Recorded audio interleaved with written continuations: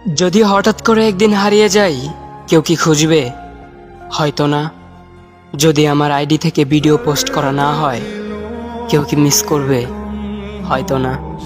ইনবক্সে মেসেজ আসবে কিন্তু সিন হবে না, রিপ্লাই পাবে না, পরে থাকবে ওইভাবেই। কেউ কেউ হয়তো অপেক্ষায় থাকবে, এই বুঝি আসলো অনলাইনে। আবার কেউ কেউ হয়তো টেরও পাবে না, কেউ একজন নেই, কেউ একজন হারিয়ে গেছে। হঠাৎ একটা সময় কারোর হয়তো মনে পড়বে, কে জানি আর নেই।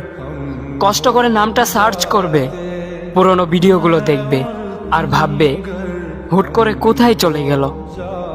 আবার কেউ কেউ হয়তো একদিন দুই দিন না পেয়ে ফ্রেন্ড লিস্ট থেকে আনফ্রেন্ড করে দেবে।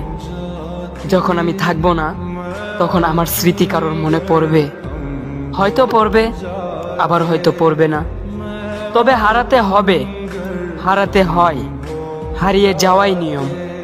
পার্থক্য একটাই, কেউ আয়োজন করে হারায় আর কেউ হুট করে হারায়।